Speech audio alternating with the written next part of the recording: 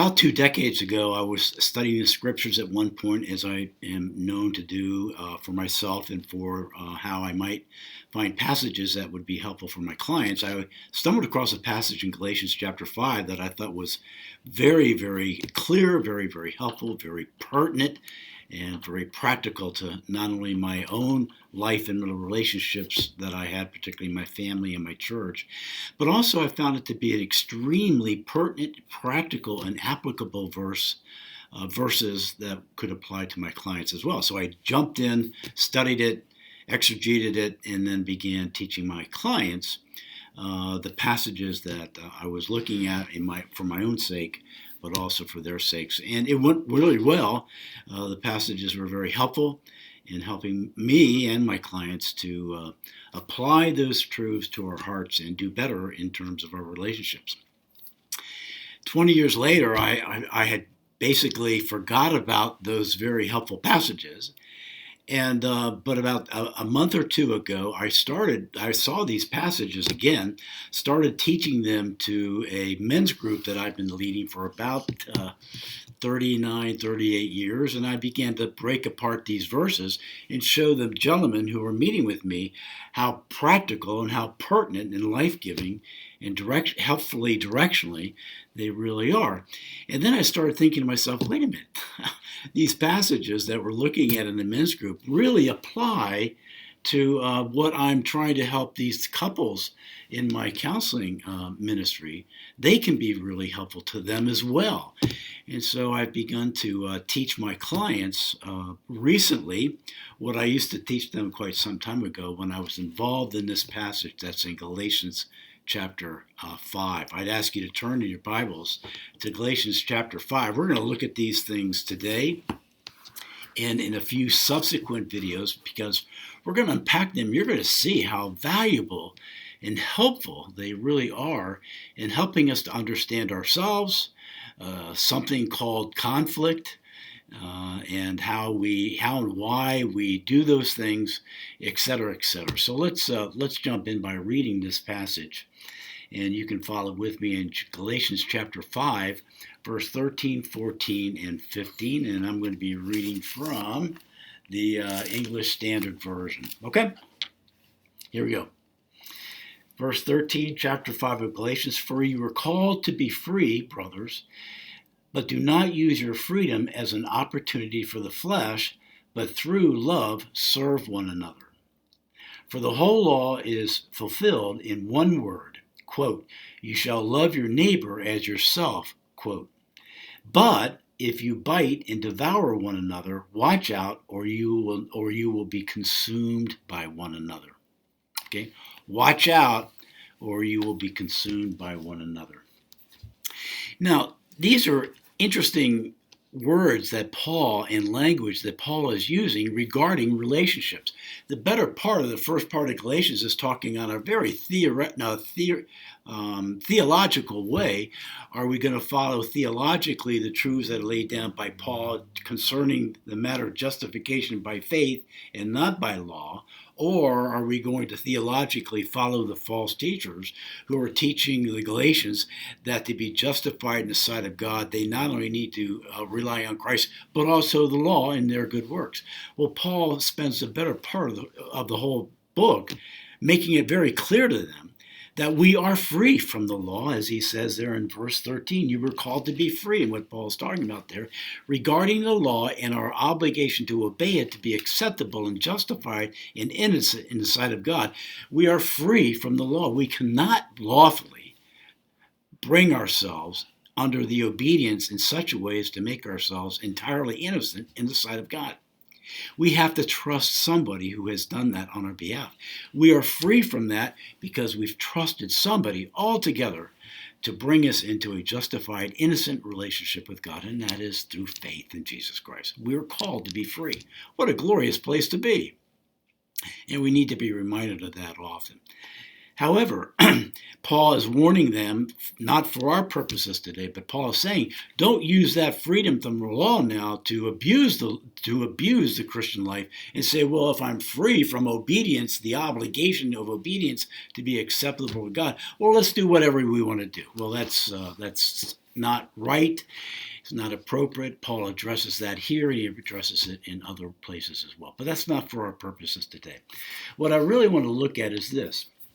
He says this, that we ought to love one another. He turns theologically, in a sense, to directing relationships that are going on in the Galatian church. And he's saying that you ought to love one another because love is the fulfillment of the law. But he goes on to say in verse 15, but if you bite and devour one another, watch out or you will be consumed by one another. Now that, a long time ago, about 20 years, really piqued my interest, and it continues to pique my interest, so I've come back into studying this and understanding what it means, and it's extremely pertinent and very practical for our purposes when it comes to Christian counseling. What do these four words mean? There's four concepts Paul is saying here. You can love one another, but if you abandon the gospel and you don't love one another and you rely on the sinful nature, number one, you're going to bite one another. You're going to, he says here, devour one another in this translation. You're going to, you're going to consume one another, and then eventually you will destroy one another. So let's figure out what those four things are. Number one, the first word there is if you abandon the gospel and resort to the sinful nature in relationships, what you will do is the first thing that you'll notice is that you will begin to bite one another. Now that word bite is a word that is often referred to in the scriptures regarding snakes. You're walking through the brush, and a snake bites you and gets a hold of you. He sinks his teeth into you. Well, Paul is saying, like a snake, we in our relationships, when we abandon love and abandon the gospel, we resort to the sinful nature, we're going to be knowing to bite into other people. Let's refer to this in a marital way. It can be done in a parental way. Parents with kids, kids with kids, congregant with congregant, pastors with elders, elders with but I mean, it goes across the board. If you're in a relationship, these verses will apply to you and that relationship. But for our purposes here today, we're going to refer to it in a marital way. But obviously, Paul's not talking only in marital ways, but all across the board. Wherever there are people coming together in relationships, they are inclined to eventually end up biting one another. Now, the word bite means to bite down on something and continue to nibble on it. Okay? We'll come back to it. Number two, if we continue to bite and we continue to nibble, the next word is really swallow. So if a lion bites a prey and he keeps on biting it and he keeps on biting it, then the second thing that he does is he swallows the pieces that he has torn away from his prey. He chews it, he bites it, he chews it secondarily, and he swallows it. And then thirdly, eventually, he does the third thing here that says that he consumes it, or he devours it, I should say. The third step is after he has swallowed it, he has devoured his prey completely.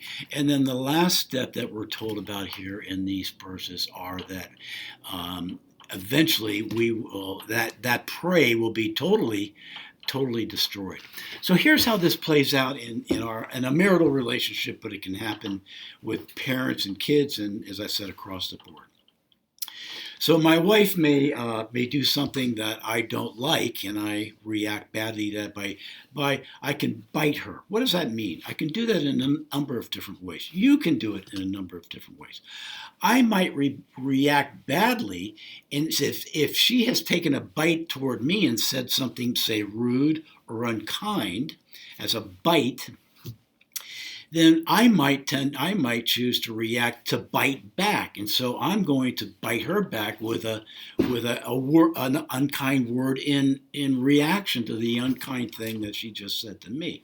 But as I've said in other videos, when somebody takes a bite of us, in this example, says an unkind thing to us in a marital way, if we react badly, we're going to react by saying something unkind and probably something on top of it. Okay, if she bites me with one word, well, I'm likely to react badly by biting her with one word, but I'm probably likely to do two words. Okay? And that's what it means to bite and nibble on another person. You can do it verbally, as I just explained. We can do it attitudinally. As we're listening to this person talk to us in the course of this conversation, we're obviously talking about the first phase of it. Well, am reacting badly by taking a bite out of her because she's taken a bite out of me verbally, by being unkind, rude, abrasive, harsh, unwholesome, unkind. But I can continue to do that biting and nibbling in my own mind. It can be a mental thing. As I do that mentally, I can do that mentally. But if I can do it mentally, then I can certainly do it verbally. And I just described how we can do that verbally. Okay? Now, if I keep biting and I keep chewing, eventually it's going to escalate to the point where I'm going to be swallowing this person. And that means I'm biting and I'm chewing in such a way that it escalates to the point we are in a full-fledged battle with one another. And I'm seeking to swallow this person, shut this person down. That's the next phase of what we can do here relationally. Bite, nibble, continue to nibble and bite, and then I'm going to escalate it to the point where I'm going to seek to swallow the person. Attitudinally, I can do this. Emotionally, I can do this. Certainly, verbally, I can do this. And I can do it mentally as well. Now, there's a third stage. If I do that, then if I nibble and bite and I chew and swallow, well, then I'm going to devour that person completely. And then it will eventually lead into destroying the other person and destroying our relationship. Those are the four phases of escalation that takes place when we get into quarrels and fights. And obviously it can lead into abuse, such as physical abuse, verbal abuse, of course, we've talked about this. It can lead into doing criminal acts, and we can beat up on each other physically and all sorts of ways and destroy the relationship, destroy the other person. That's the purpose. That's the goal. And eventually it destroys the relationship as well. Okay? Now that's all sequential. And what I find interesting here is this. Paul is describing for me what I have seen for 42 years in my marriage and 44 years of doing biblical counseling, that in relationships, and for our purposes today, merely speaking, arguments and quarrels do have a way of starting small, but they do have a way of escalating. And Paul is describing this escalation for us in glorious ways, in actual and practical ways, in illustrative ways. The Bible is not unfamiliar with how we can take these conversations and they will escalate to the point of biting and nibbling in a little way, but it can lead eventually to devouring and swallowing and destroying the other person and destroying the relationship. Isn't that interesting? Something so common to us as how these things escalate. They have various stages to it. The Bible is very familiar with that. Paul is talking to us about that. If we don't love one another, and we resort to the sinful nature, in our relationships, we're going to bite and nibble. We're going to chew and tear apart. We're going to tear apart, say, and swallow that person with words and attitudes and actions. And then eventually we're going to consume and destroy the person as well. That's our goal. Okay? So the first point I'm making out here is that what nibbling and chewing and swallowing and devouring and destroying one another from these verses actually means. But secondly, notice that the Bible and Paul is helping us to understand here that there are stages to these things, and they go from little to worse, and then eventually to destroying one another. So there is very much an escalation that takes place that we can observe as we are going through these things. You'll notice that there are phases and stages of escalation from little to great, from minor to destruction, that we have to be cognizant of. Number 3 that we want to notice about is it says this, watch yourselves, but if you bite, in verse 15, if you bite and devour one another, watch out that you do not consume one another. So Paul is saying there are stages of escalation when we're acting out of the sinful nature. There are stages that we go through. But Paul is saying, watch out. Watch out for yourselves. Watch out for the escalation that starts small but turns out to total destruction.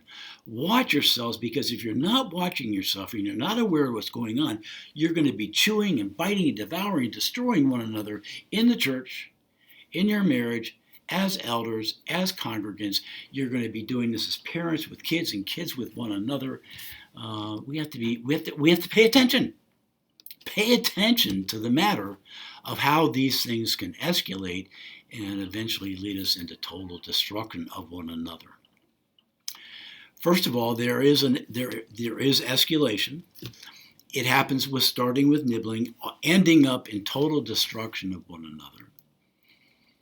And then the third thing that I'd like to identify here that I think is really, really important for us to watch out, the third thing would be watch out, pay attention to this, study this, know how these things turn into escalating. Watch out for that. And then fourthly, the question we need to ask is, what causes people to take a bite out of somebody? What causes someone to nibble? What causes somebody to chew and tear that person apart? What causes that person to chew and swallow that person and eventually consume and totally destroy that person? What causes a person to do that? What caused my wife to take a bite out of me by being unkind, which I might add she rarely does? But what causes me to react and take a bite out of her and to continue to nibble on her? Why would I do that with my words? What causes me to do that with my attitude? What causes me to mentally do that as I'm going through this process? What causes her to bite back and chew and begin to swallow me with her attitude, with her words, with her behaviors? What causes me now to react and escalate with her by chewing her and swallowing her in mental ways and verbal ways and physical ways? What causes all? Where does that all come from? If you were to ask 100 couples, why did you go through these stages of nibbling and chewing and biting and devouring and destroying one another? 99 out of 100 people or perhaps maybe even 100 people who come to my office, 100% of them who end up in my office would answer that question. Why did you take a bite out of your husband? Why did you take a bite out of your wife? They're going to say the same thing. You know what it is. The reason I took a bite out of her, Jeff, was because she had just taken a bite out of me. She just called me an SOB. That wasn't called for. That was unkind. And I reacted by calling her something. That's why I did it. Because of what she did. And then she escalated it by doing this. And then she escalated it by doing this. And then she escalated it by doing this. And I was just reacting according to how I was being treated. The reason I escalated was because of her. And if you ask the wife, why did she escalate it? Well, she escalated because of him. That's what she would say. And that's what they would both say. What's the Bible say about that? This passage says something entirely different. Listen to it. Let me read it to you and see if you can figure out, why does somebody bite, nibble, chew, swallow, and destroy one another?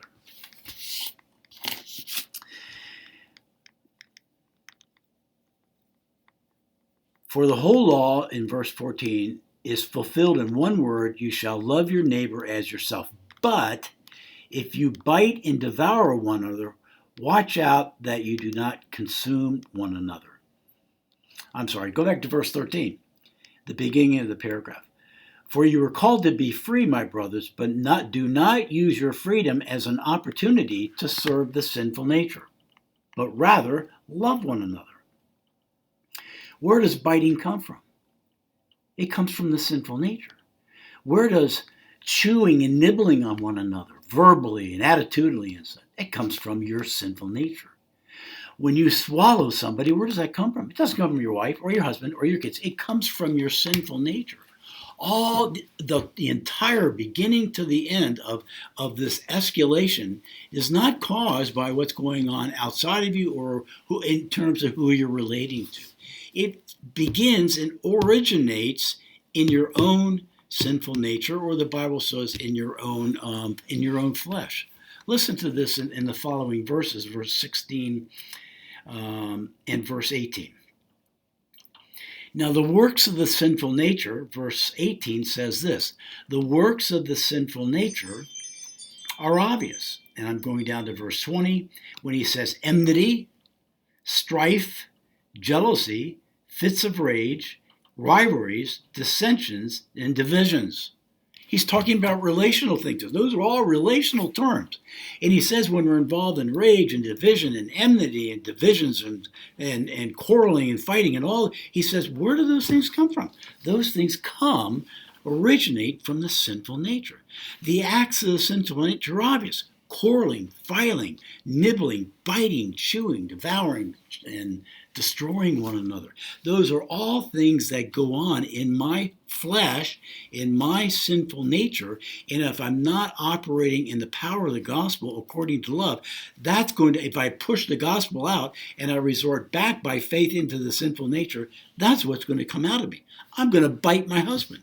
I'm going to bite my wife. I'm going to react by biting back my wife. I'm going to react with quarreling and fighting. And I'm going to go through this entire escalation by myself, and she's going to go with me because we've abandoned the gospel. We've abandoned the goal of love. And now we're operating out of the sinful nature. And if she takes a bite out of me, I'm going to take a bite out of her. Of course. Who wouldn't? Well, a Christian who is governed by the gospel is not going to bite back. They're not going to bite back. They're not going to keep on nibbling. They're not going to chew. They're not going to swallow their partner. They're not going to devour their partner. They're not going to end up consuming their partner, and they're not going to destroy their partner. It takes two people for this to escalate, and if one of them is operating out of the gospel and seeking to love with the power the gospel provides, they're not, if they're bit by their husband or by their wife, they're not going to react by biting back. They're not. They're operating from an entirely different principle than the sinful nature, and that is the gospel. And relying and trusting and drawing near to God to help me not to react badly, I'm not going to react badly. I'm not going to bite back. I'm not going to nibble back, mentally, attitudinally, or verbally. See how powerful these verses are? Goodness great, this is wonderful. How blessed are we to have these verses? Wow. Do you know of anyone that this does not apply to other than Christ? No. Every person on this planet, these verses apply. Everybody in most circumstances are biting, nibbling, chewing, swallowing, devouring, consuming, and destroying one another in some way or another, to some quantity or another, to some quality or another. It's happening all over the world. Christians are to be different. Christians can be different. Christians understand the gospel, and when the gospel takes control of my heart and I'm relying, drawing near to God, getting the grace that he wants to supply me in relationship matters. If I'm bit, I'm not going to bite back. If she nibbles me or he nibbles me, I'm not going to nibble back. I'm trusting, relying, drawing near to God. He's drawing near to me, and he's helping me to love this person. Wow. The commandment is fulfilled in one word, and that is love your neighbor as yourself. Okay. We looked at what the words mean. We understand that these words describe an inevitable escalation of conflict. We see that very clearly described here in metaphor language. Number 4 or 3, we saw that we're told to watch out. We're told that we've got to pay attention to these things and recognize when we're in the early stages of nibbling and biting, we've got to watch out. If we keep on doing that, if we abandon the gospel and we keep on nibbling and chewing, we're going to destroy one another. So we're called individually to watch out for that and see that I don't participate in that. And then lastly, the last thing that we saw was this in review. Where does all this come from? It doesn't come from the devil. It doesn't come from your wife. Your children don't cause you to do that when they're disobedient. Your congregant that you're in your small group didn't make you do this, think this, or act that way. Every time we act in these ways, it originates and comes out of your own sinful nature. Nobody else. Okay? Now, that's extremely helpful. And a good couple will recognize, a good couple, in this case a marital couple, a husband will recognize that he just took a bite out of his wife and said something nasty and unkind. He'll draw near to God to get grace that God wants to supply him so that he will back off and not continue to do that.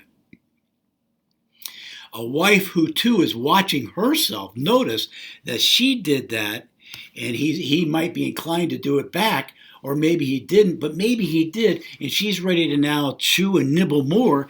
A good wife will watch and understand what she's inclined to do, what he's doing, what she's doing. She'll stop. She'll draw near to God. God will draw near to her and help her not to continue to chew and bite and to nibble her husband. And he will not continue to do that as well. And a good couple will also ask, look, I'm sorry for what I just said. I'm sorry for what I just said. She'll say, I'm sorry for what I said. I started this whole matter when I said something rude to you. Yes, I forgive you for being rude to me, and I'm asking you to forgive me for saying that unkind thing that I said to you. They'll both admit, they'll take ownership. You didn't make me say that. You didn't make me say that. You didn't make me act that way. You didn't make me act that way. That came from the sinful nature. I had abandoned Christ. I wasn't relying and drawing near to God. I take total responsibility for biting, nibbling, chewing, devouring, consuming, and destroying. I take total responsibility for 50% of our escalation. Will you please forgive me for that? And hopefully the husband and the wife will do the same. Now, that's good.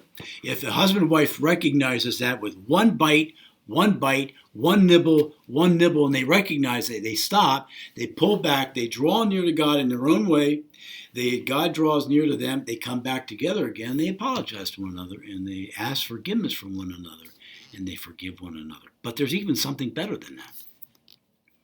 And this is how you define a godly man, and this is how you define a godly woman. So your wife says something nasty to you. And you start to notice on the inside, you start to notice that you're getting a reaction of wanting to bite back. You recognize the sinful nature on the desire level that desires you to bite back. But you notice it before you do it. You notice the sinful nature's desires and goals and wants for you to react badly. And you notice it before you say anything or do anything. And privately, as she's nibbling on you, perhaps, you recognize your tendency to want to nibble back, which is coming from your sinful nature. I need help. So privately, you're drawing near to God, and he's going to draw near to you. And he's going to give you the grace and the mercy and the love not to react badly. She's never going to know anything about what's going on inside of you, but she will notice probably that you're not going to bite her. You're not biting her back. You're not nibbling back. Why? Not because you're a good guy, but because you recognized the sinful nature when it was private in its desires and passions and wants and demands. You noticed that. You took ownership of that. You went to the Lord. You drew near to him. He drew near to you, and he helped you. He gave you grace, he gave you mercy, and he gave you love, and he gave you patience not to escalate, even though your wife might be escalating. Okay. What fantastic verses. Now, there's more to look at this, but broadly speaking, that's what Paul is addressing. And This is how we ought to be doing biblical counseling and how we need to be understanding these things, watching these things, studying these things, knowing these things so that we can apply these things to ourselves so that we are not participating in this escalation that ultimately leads to destruction of one another. Okay? I know that's helpful. If you know of couples who would value and benefit from listening to this particular video as we've tried to unpack what Paul's really saying here, well, please refer these videos to your friends and family and church members and such things as that. Please subscribe to this channel if you found this to be helpful. Tell others about this channel. We're not done with this passage, by the way. This is going to be video number 1 in this particular series, and we're going to look at some other things from these verses that are very rich in practical application for us and things that we need to know, watch for, understand, apply, and practice. Okay? Thanks for being with me today.